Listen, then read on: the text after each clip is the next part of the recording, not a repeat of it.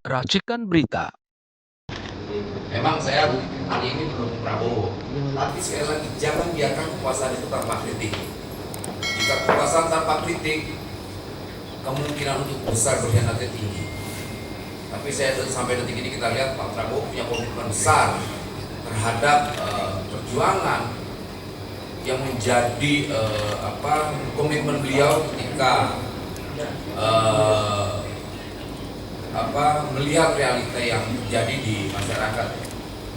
Apalagi saya sering rapat paripurna dengan beliau sangat prihatin dengan kondisi bangsa ini yang begitu problematikanya begitu luas sekali, banyak sekali.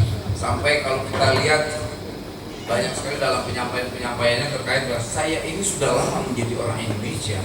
Artinya kita ketahui bahwa ya udahlah, kita tahu banget dari perilaku watak-watak para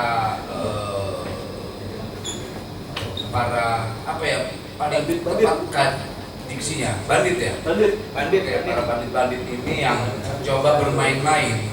Kenapa kemarin ada efisiensi anggaran itu salah satunya saya sampaikannya itu banyak sekali para birokrat yang coba ingin bermain-main terhadap anggaran. Itu pun kita ketahui bahwa ketika negara ini berpihak terhadap rakyatnya diprotes karena ada efisiensi anggaran, diprotes gila-gilaan, ada aksi begitu banyak ribuan mahasiswa. Baru kali ini sejarahnya mahasiswa aksi minta untuk mengembalikan efisiensi anggaran. Biasa rakyat itu atau mahasiswa itu teriaknya itu tolak kenaikan harga BBM, tolak ini dan sebagainya. Baru kali ini kita lihat tolak efisiensi anggaran. Kedua, negara ingin memberi rakyatnya makan supaya nanti kita menuju 2045 menjadi target besar kita adalah membangun Indonesia unggul. Diprotes juga, hilangkan EBG.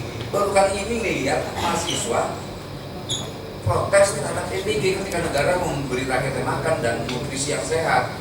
Karena kita ketahui bahwa dari dua ini bisa kita baca bahwa banyak sekali para penumpang gelap yang terganggu dalam kebijakannya Presiden Prabowo terkait misalnya efisiensi anggaran. Kedua, soal EBG kita tahu banyak sekali para kartel-kartel pangan yang setiap menghadapi Lebaran pasti pangan itu selalu naik, harga beras, harga sapi, harga telur dan semuanya, harga cabai dan semuanya, harga minyak goreng naik. Nah, baru kali ini semua kita tertibkan dan itu luar biasa dan itu bisa dirasakan sekali oleh rakyat. Dan proses itu kan puluhan tahun. Setiap menghadapi hari raya, entah itu Lebaran, Natal, Tahun Baru dan sebagainya, selalu naik yang namanya bahan pokok.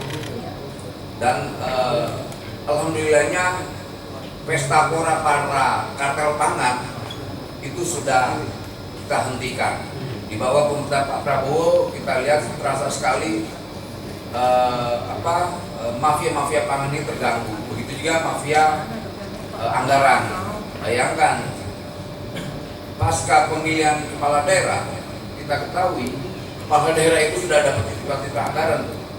Semua mafia-mafia anggaran ditipin. Dia naikin dirjen bayar, naikin biro, direktur dirjen sekjen semua bayar kepala daerah.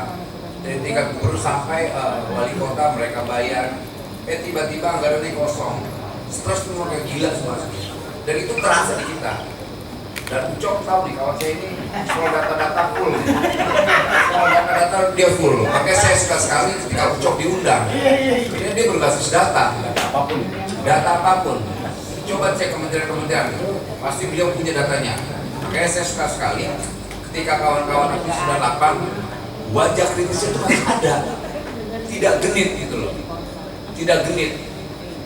Contoh yang paling konkret ya ini Ucok kawan saya, dia nggak peduli itu di IP aja.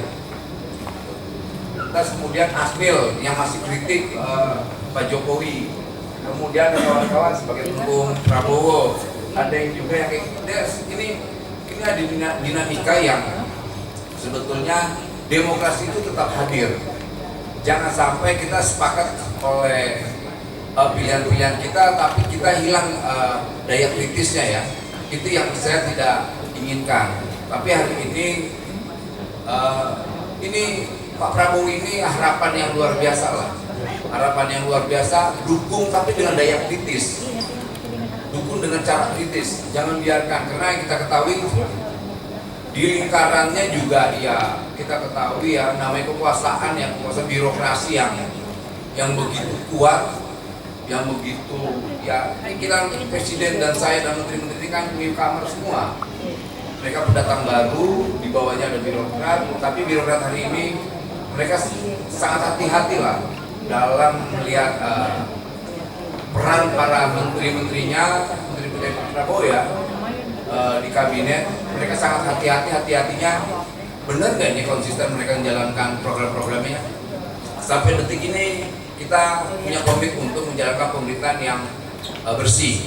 Contohnya kita tidak mau terlalu jauh-jauh lah. Praktek korupsi, praktek jual beli jabatan itu kan menjadi budaya di kementerian yang hari ini saya pimpin ya. Walaupun saya sebagai wakil menteri dan Pak Menteri saya juga luar biasa komitmennya, itu praktek jual beli jabatan itu luar biasa. Dan hari ini praktek jual beli jabatan itu di kementerian saya kita hentikan. Makanya semangat sekali kawan-kawan di Kementerian Tenaga Kerjanya dan para birokratnya cukup luar biasa menyambut apa yang sudah kita lakukan. Dulu mereka semua para ragu, benar nggak nih Pak Menteri? Betul nggak nih Pak Wamen? Ternyata alhamdulillah ya, kita punya komitmen itu. Walaupun kadang-kadang mereka coba membangun yang namanya manajemen konflik. Kita diadu domba tuh. Kalau seandainya kita kompak, gimana caranya mereka harus mengadu domba antara menteri dan wamennya. Dan itu alhamdulillah sampai detik ini tidak terjadi. Banyak sekali problem-problem yang akhirnya kita bikin regulasi begitu cepat. Misal contoh sederhana soal penanganan ijazah yang setiap hari ini saya tangani ya, begitu banyaknya dan begitu luar biasanya.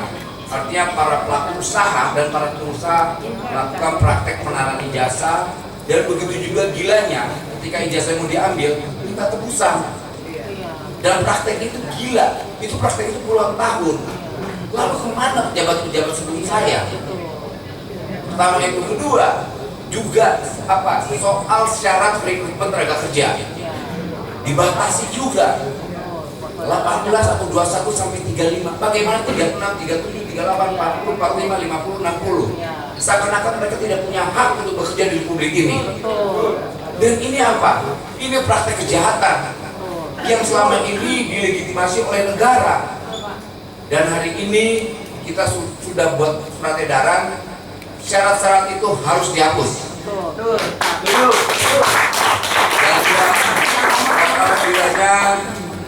Dan alhamdulillahnya apa yang sudah kita lakukan ini disambut oleh rakyat dengan optimisme ya. Karena kita mau ke depan mau bagaimana bicara tentang mengentaskan kemiskinan kalau syarat-syarat itu masih ada. Bagaimana kita mau mengentaskan sedikit mengurangi angka pengangguran, tapi kalau syarat-syarat itu juga masih ada, tidak bisa. Karena itu bagian yang harus kita sedikit koreksi. Negara harus berani berpihak terhadap warga negaranya. Makanya berkali-kali saya sidak berhadapan dengan penguasa-penguasa atau pengusaha-pengusaha yang punya relasi terhadap kekuasaan. Saya lawan, saya tabrak. Saya nggak peduli dengan jabatan hari ini. Yang pokoknya prinsip saya, kekuasaan yang saya miliki harus saya gunakan untuk keberpihakan. Kekuasaan yang saya miliki hari ini saya gunakan untuk keberpihakan. Banyak sekali itu para pengusaha-pengusaha itu pelaku usaha selama ini pesta pora mereka merasa di-backingi, merasa punya teman kekuasaan di DPR, di kementerian dan semuanya. Hari ini saya tabrak, saya nggak peduli. Dan semua akhirnya ijazah-ijazah di tahun itu pulang semua. Dan praktek itu dilakukan juga di BUMN. Gila ini menurut saya.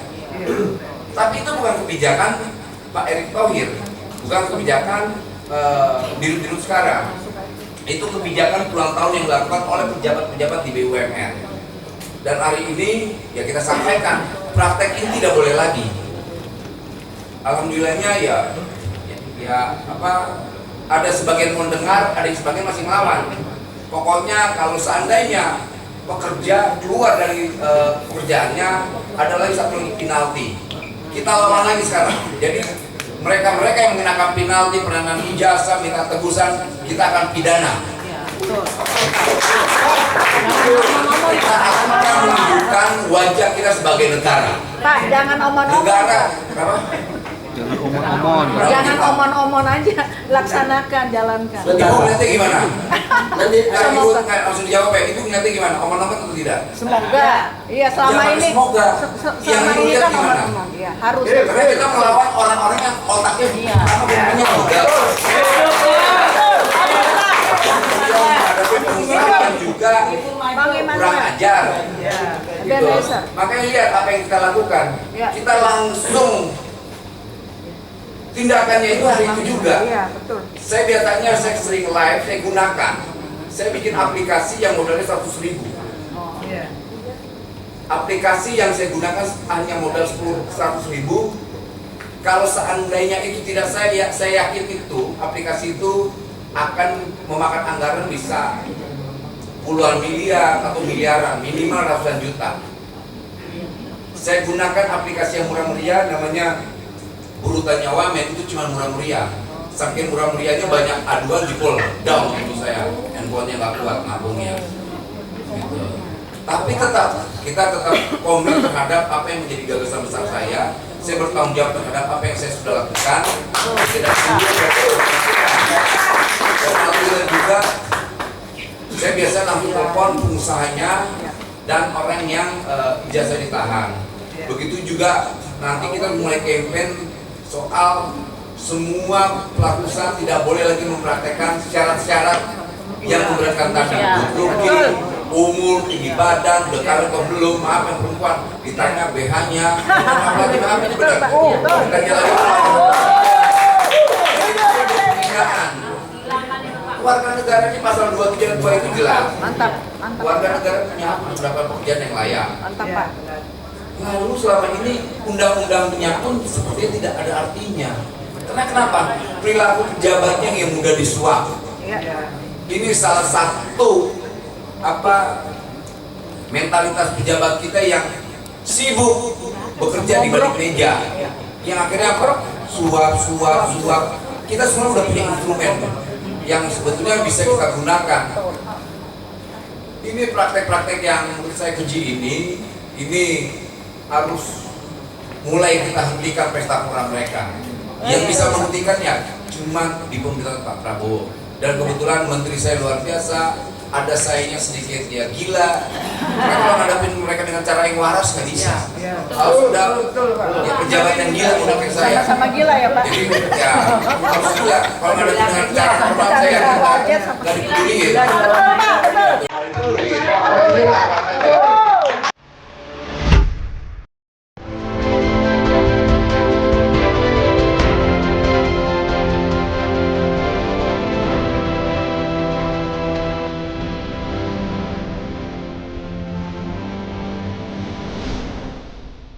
Racikan Berita